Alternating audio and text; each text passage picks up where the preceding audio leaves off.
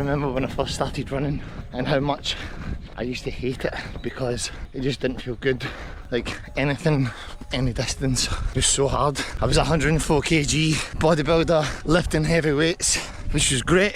It gave me like a really strong and solid base to work from, but I didn't feel fit.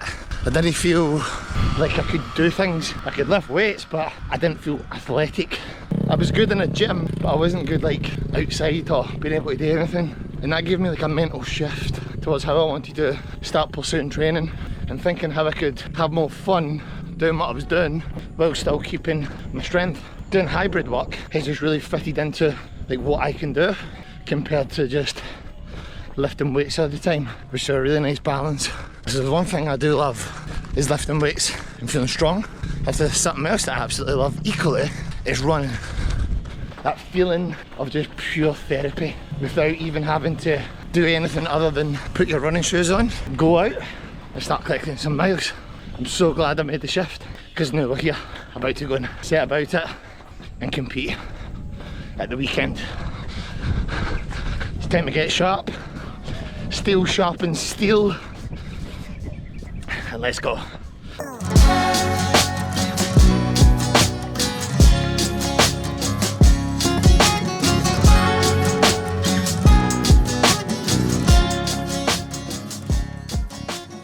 Oh boy, that was great. A nice shakeout run there, which was supposed to be 15 minutes, but I felt good, so I decided to finish on a 2-mile run, which was at an 8:21 minute per mile pace at 16 minutes 42. I have this side effect where I have an extreme amount of sweat that comes off me whenever I train.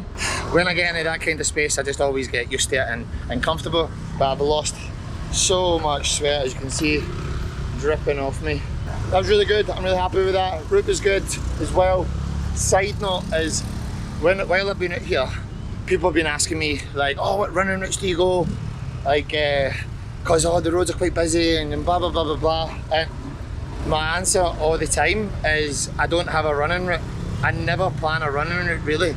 Like, I always try and just go out and enjoy the run and kind of let myself explore and just see what route I go doing. Sometimes I'm on road, sometimes I'm on, you know, the outback, as you've seen there. Like, I'm in like this kind of more trail setup. So I never let it take me off what the goal is, and the goal is to run your miles and get it done. But when we start putting on, you know, a certain running route, I always feel that we start to get attached to the route because we might get like a faster time on it. So therefore that'll be our go-to running route because it makes us feel good about running that distance. However, where I disagree is when you get used to that running route and you're used to running fast, when you go into a race, whether it's a half marathon, marathon, or a HYROX, or an ultra, what you're doing is you're trying to then feel the same way on those races when the gradients are going to be different, the routes are going to be different. So when you're not hitting your splits as efficiently as you would like, you start to get in your head a little bit, and that can have like a knock-on effect and make you have a really uncomfortable and not that fun kind of run. So for me, which I always like to tell everybody whenever they ask me that, is don't plan your route, just go out, run, that's the purpose, enjoy it, don't get too hooked up on the time, and in that way you'll be able to literally go anywhere in the world and just run and enjoy the run, which I think is so much better for your mind, stimulus of it, and you're also getting a challenge with your body, so no matter what kind of situation you're thrown into, you're always ready for whatever comes at you. That's what the message is today.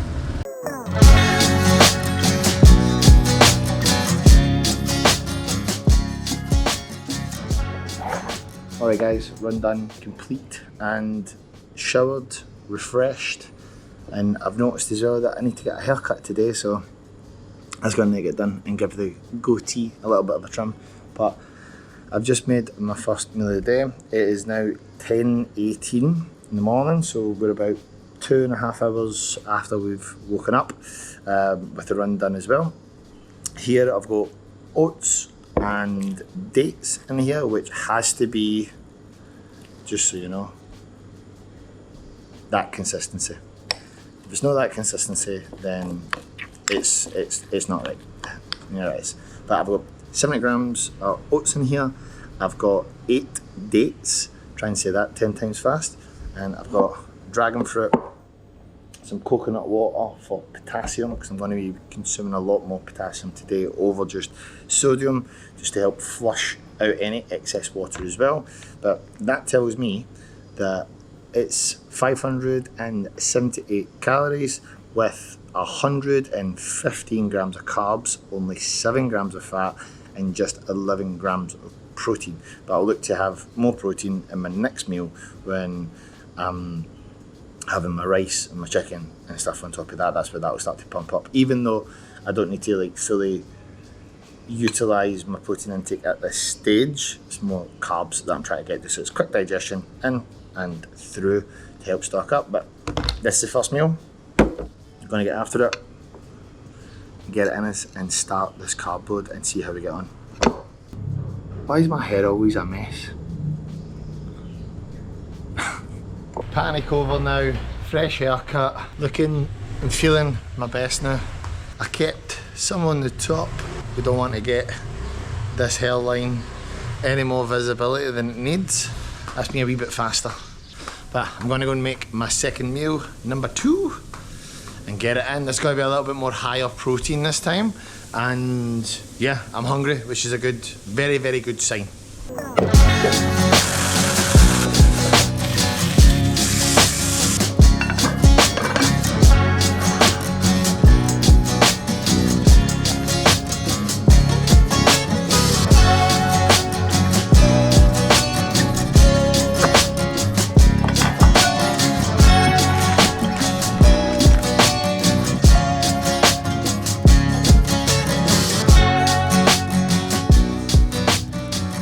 What's going on, guys? Welcome back.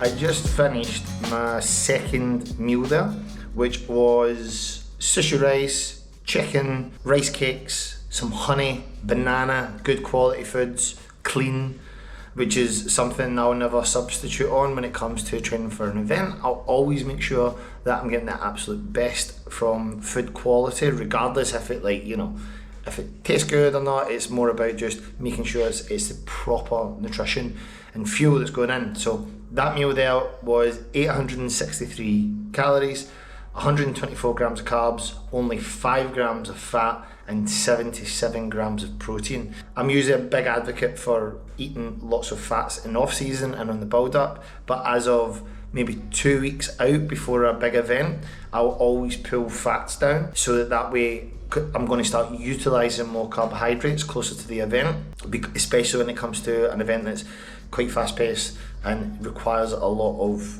glycogen to basically be restored and used into the muscles as much as possible. So I won't really need fat as much, so that's why that gets pulled down. But in terms of being in off season, I'll always make sure my fats are high, over like 120 grams of fat at least a day, all from good qualities as well. So that's been done, meal number 2, so we're at 289 grams of carbs so far. I'm now going to have a nice little coffee, and then I'm going to start packing my bag because it is now 21 minutes past 1.